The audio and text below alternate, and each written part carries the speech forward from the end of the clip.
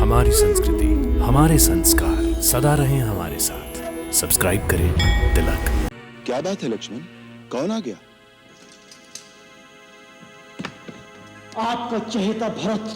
क्या भरत आया है? कहाँ है? चित्रकूट तक आ गया है।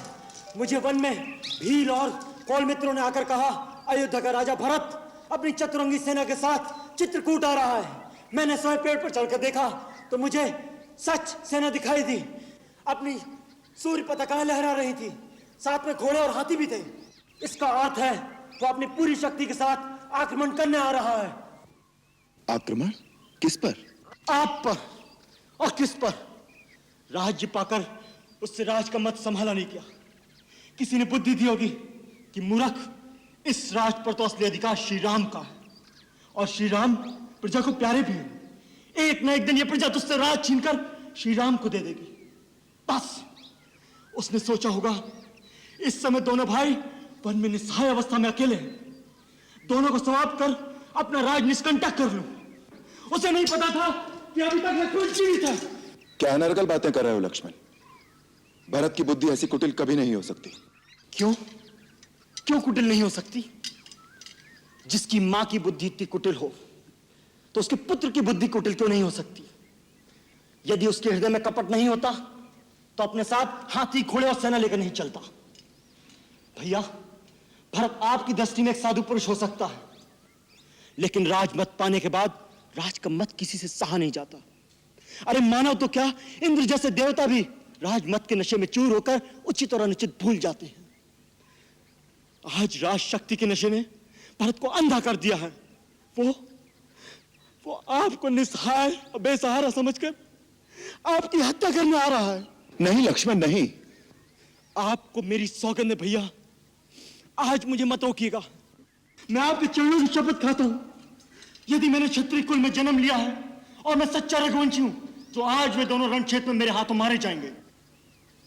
जिस तरह एक सिंह हिरणों के झुंड को कुचल देता है, उसी तरह मैं उसकी चतुरंगनी सेना का नाश कर दूंगा। तभी यह मेरा धनुष धारण करना सार्थक होगा।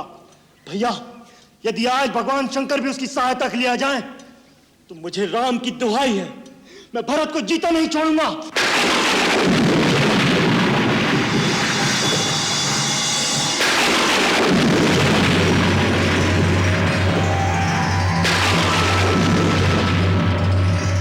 सावधान लक्ष्मण, सावधान। तुमने भरत को मारने की जो प्रतिज्ञा की है उसे तुम निश्चय ही पूरा कर सकते हो, किंतु वेदों और विद्वानों का कहना है कि मनुष्य को कोई भी ऐसा कठोर कर्म करने से पहले उसके उचित या अनुचित होने पर विचार अवश्य कर लेना चाहिए। कोई बड़ा और महत्वपूर्ण कार्य बिना सोचे समझे अकस्मात नहीं कर देना चाहिए, जिससे पीछे पछताना पड़े। इसलिए उचित अथवा अनुचित की बात सोचकर और इसका परिणाम क्या हो सकता है, इसका विचार करके ही युद्ध के लिए धनुष उठाओ, क्योंकि युद्ध में सर्वदा हानि अधिक होती है, लाभ कम होता है।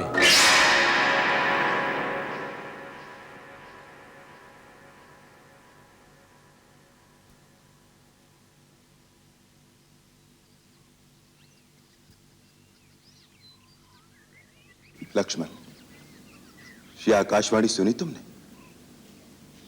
जो उचित और अनुचित का भली भांति विचार किए बिना किसी काम को जल्दी में करते हैं, वो पीछे पछताते हैं। मुझे तुम्हारी वीरता पर और तुम्हारे पराक्रम पर किंचित भी संदेह नहीं है। तुम क्रोध के आवेश में भरत को अवश्य मार सकते हो, परंतु जब तुम्हें पता लगेगा कि भरत पर तुम्हारा संदेह मिथ्या था, तो क्या फिर उसे जीवित भी कर सकोगे? कभी कभी आंखों से देखा हुआ भी सत्य नहीं होता। राजपद का प्रमाद साधारण मानव को हो सकता है, इंद्र जैसे देवता को भी हो सकता है, परंतु भरत का स्थान देवताओं से भी ऊंचा है। वो एक महामानव के रूप में महानता की परिसीमा है।